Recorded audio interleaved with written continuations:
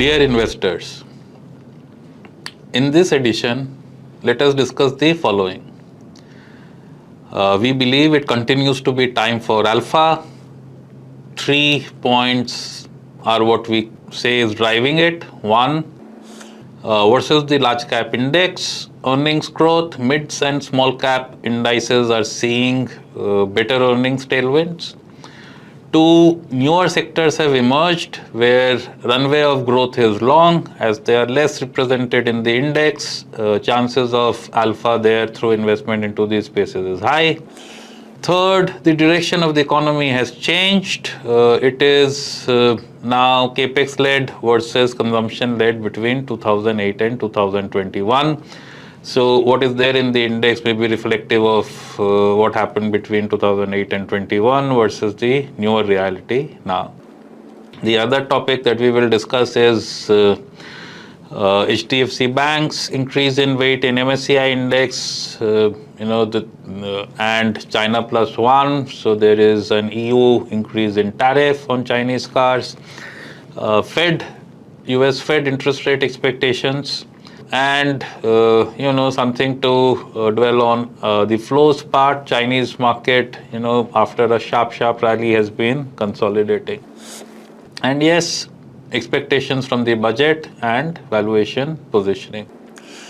Now, on the first topic, it continues to be time for alpha. We have been talking of this for a long time now. Our basis for expecting alpha generation versus large cap indices is as follows. We believe markets follow earnings growth.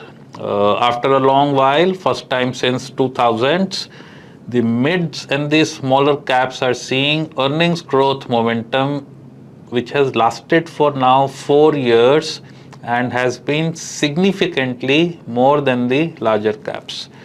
Since earnings growth is higher in these spaces, the performance here should be expected to be higher, and hence managers, which are positioned accordingly, have an alpha opportunity. There are new investable areas which have emerged over the past few years and have a long runway of growth. Some of these spaces are, for example, new tech. It could be fintech, consumer tech companies, electronic manufacturing services companies, renewable power spaces, electric vehicles, hospitals, defense, etc. Newer spaces are less present in an index and have a longer and a stronger growth runway, providing alpha opportunities. The direction of the economy has changed. After being consumption driven from 2008 to 21, we are again a capex driven economy, and in this respect the period is similar to 2000 to 2008 period. Change in the economic direction implies that lower weighted spaces outperform, making it time for alpha for people who have spotted the change. Coming down to the next topic, HDFC Bank increase in weight in the MSCI index. Well, domestic mutual funds have been, upping their HDFC Bank stake and have taken up the ownership in the company by 80 bips over the past period. Now, it is reasonable to assume that some of this may have come via selling by FPIs. This may, create the required foreign room and take up the weight of HDFC Bank in the index by 4% by end of August. So that is the whole expectation. It is a borderline case. We believe there is a great chance that it happens. And inclusion into the benchmark would drive 4 billion passive buying in the name. Now there is also a second derivative impact for active funds. FPIs historically have been overweight financials. Now if the weight of financials increase in the index because of higher weight of HDFC, managers would have to buy this name or something else to keep up to the overweight position that they have historically run. That is on this one. We do believe some amount of buying in financials could happen because of this. and financials, which have been a drag for the first few months. Now with attractive valuations after a long correction, decently strong earnings growth going forward, favorable near-term macros with no imminent rate cut could mean that this pace outperforms for some time, driven by FPI buying. Something similar has happened in the US. We are underweight banks because we are focused on spaces with far higher growth prospects versus banks. However, towards this event, we would try to bridge the underweight gap to reduce the threat of underperformance while the event plays out. Also, banks are the most liquid part of the market, and positions in F&O would reflect the expectations. So we believe this could reduce the price impact. So, just to say that we are aware of the risk that exists on this count. Coming down to the next topic, China plus one.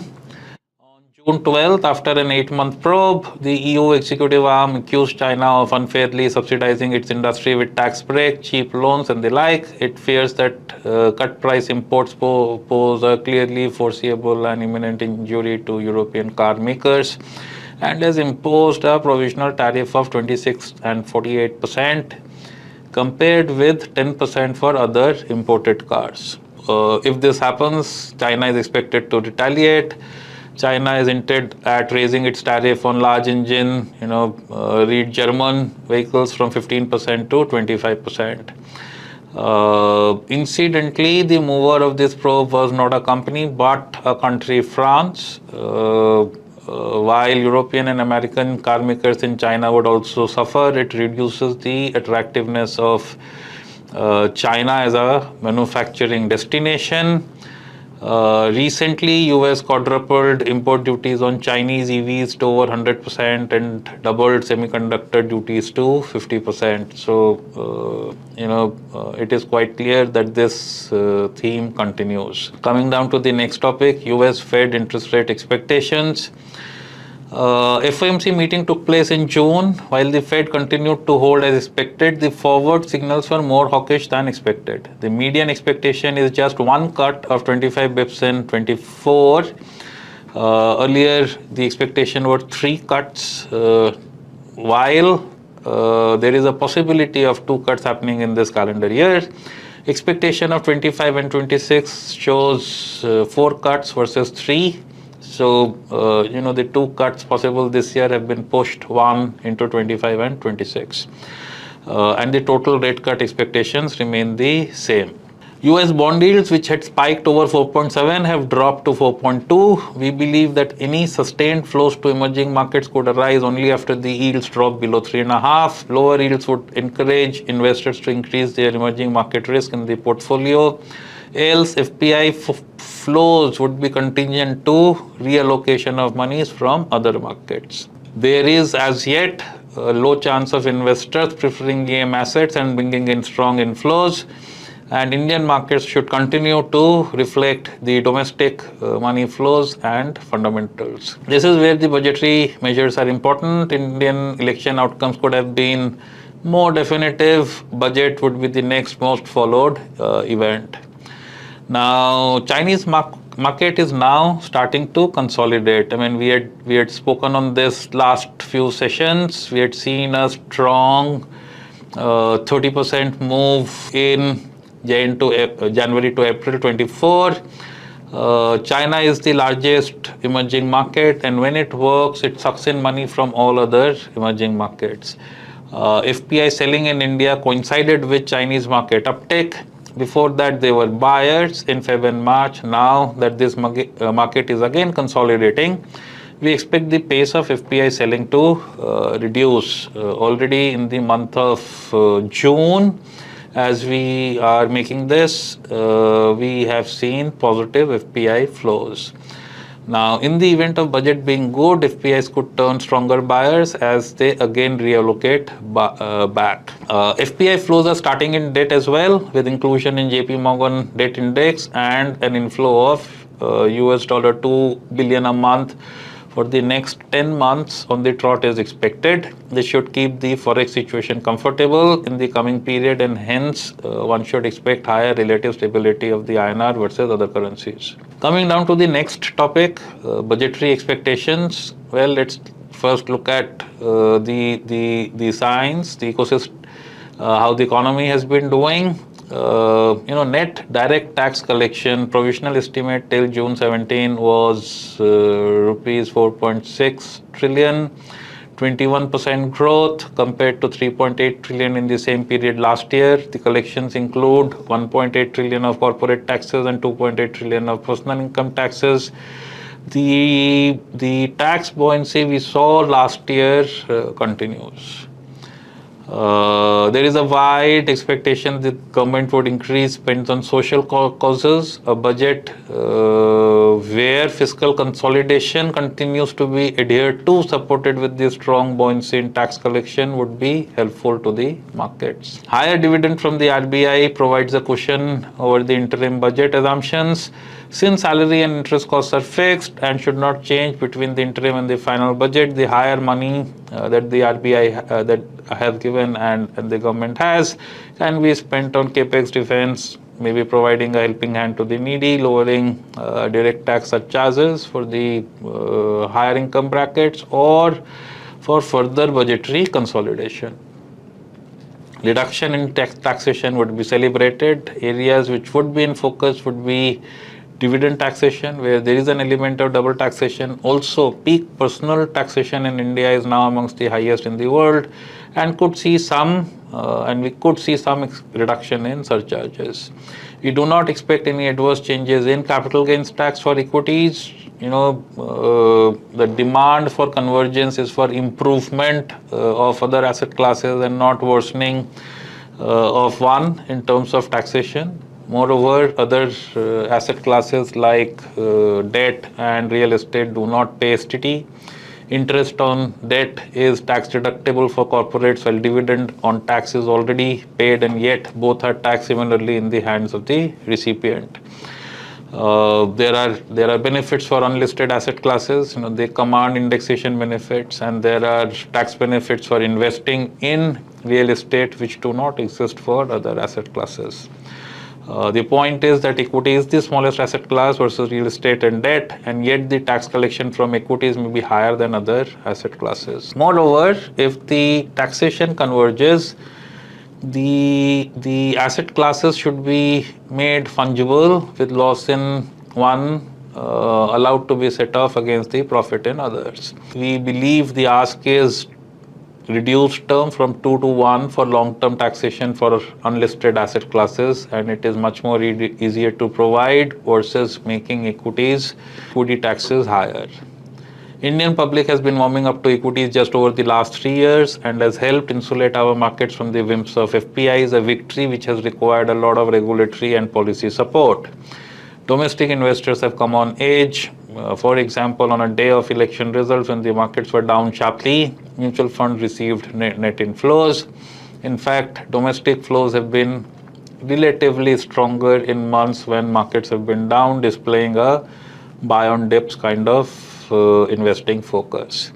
All of this is welcome and gives the market a degree of freedom over fickle FPI flows, and hence we don't believe any large taxation-led disruption, while minor tweaks are possible. Now, continuity of policy reforms is expected. PLI schemes have been the instrument of choice for the government to spur industrialization in the country. Many spaces have seen PLI benefits, and more of the same is expected to increase the depth of manufacturing in the country. For example, after the relative success of the electronic assembly in the country, we expect to see benefits for component manufacturing to be rolled out to include and benefit more players. And same could be the case for, let's say, electric vehicles. Incentives and focus on manufacturing, research and development, defense, infrastructure, and other areas of nation building are definitely expected. Budget is also an event when contours of future structural reforms are often revealed. However, we believe that most of the big structural reforms are now behind us, and the time gap between the election result and the budget has been relatively short to present a fully fleshed out scheme. We are keeping expectations on this count low. Overall, we believe the budget would be neutral to positive for the market. Coming down to valuations and portfolio positioning, we are a high quality growth focused house and we have built some of the highest growth in earnings portfolio in the industry. According to our view, we continue to be focused on global themes like renewables, China plus one and defense, and domestic themes like healthcare, infra, luxury consumptions, capital market, new tech, telecom, etc., where growth in sales and earnings is expected to be sustained over the next few years at significantly higher than index earnings growth levels. This gap in growth leading to outperformance. Overall, markets are valued in line with historical trends for the larger cap spaces, but the earnings growth outlook is better. Quality of business is also better with improvement in return ratios, reduction in debt levels and improved margins are an indicator of better free cash flow generation. Now, these parameters are inputs for valuations and all of these are looking better. And we believe higher than long period valuations could sustain. Reverse globalization and positive policy making environment is helping India Inc. We had noted in our previous editions that with better growth in earnings outlook, better governance, better prospects of interest rate cycle changing direction, looking lower, current period could see sustained better than average valuations. And in the process pulling up long period averages supported by positive policy momentum. Cost of capital reduction should increase the competitiveness of growth businesses over value part of the market and should provide our portfolios with further tailwinds. With this, thank you, happy investing, and may the good times continue. Mutual fund investments are subject to market risks. Read all scheme related documents carefully.